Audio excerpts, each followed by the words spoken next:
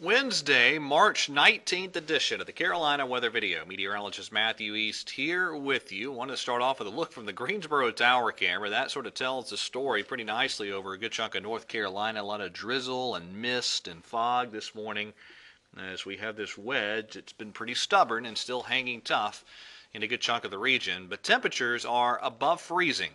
Not by a lot in some spots, such as Greensboro, where it's only 34, but we do have temperatures above freezing. Now again, I want to show you the temperatures from 3 o'clock yesterday afternoon. This is mid-March, and we had 3 o'clock temperatures in the mid-30s for Greensboro and Raleigh, only 38 3 o'clock yesterday afternoon in Charlotte, 41 in Fayetteville, as this stubborn wedge held tough through the day yesterday, and it's still in play this morning. Now, speaking of this morning, let's take a look at our temperatures right now. 36 in Raleigh, 39 Charlotte, 34 Greensboro, 39 in Fayetteville, 42 down in Columbia. Still have some winds out of the north and northeast, temporarily keeping that wedge in place. But we'll see these winds switch around out of the southwest and west today, and the wedge will kind of scour out with time. There's your light rain and drizzle over really a good chunk of the region. Some fog in place in some areas too.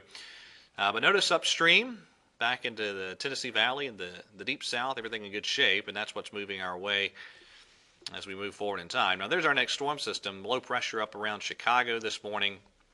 The trailing cold front will actually help to scour out this wedge as we go through the next 12 hours or so. But the wedge holding firm at the moment. There's your cold front off to the west, and as the southwest winds increase ahead of that front, it will aid in kind of getting rid of this wedge as we move forward in time. Now, a lot of times the erosion of a wedge is slower than the modeling indicates, but notice Futurecast does indeed get rid of a lot of our clouds, at least in a good chunk of the region, by mid-afternoon. That might be too quick, but you get the idea. The wedge will lose its influence, and then we're in really good shape as we move forward in time. Look at the milder air upstream here. These are current temperatures during the 5 o'clock hour this morning, some 50s and 60s.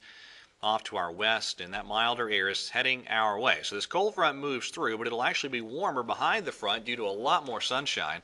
That milder air mass building in, and we'll see highs returning to the 60s as soon as tomorrow and across the region, and some of us Friday and Saturday could easily touch 70. Now, speaking of the weekend, Saturday looks mild, and then the cold front moves through. It'll be much chillier as we get into Sunday and the early portions of next work week. Now, the GFS brings a little batch of precip through Sunday, and then a lot of question marks thereafter. Let me show you some of the more detailed modeling on that. This is the European model solution for Saturday early afternoon. There's that piece of energy well off to the north of us, and then we see a more substantial piece of energy diving southward by later Tuesday. At the surface, this is what it looks like. First of all, again, this is Friday, tremendous shape, a beautiful weather day across the region. And then on Sunday, this is the European solution, and you have a lot of clouds, but not a whole lot of measurable type of precipitation being indicated at that point in time. Now the GFS, on the other hand, for Sunday, does bring a batch of precip through, which, taken at face value, could even be up close to the Virginia border, depending on the surface temperatures, a little bit of light snow.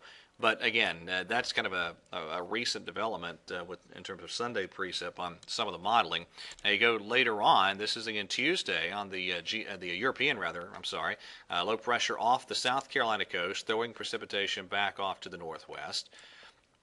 The GFS, kind of similar, low pressure off the coast, throwing precip back to the west. So there's the potential there for some type of storm system in the especially Monday night or Tuesday time frame, depending on how that low develops.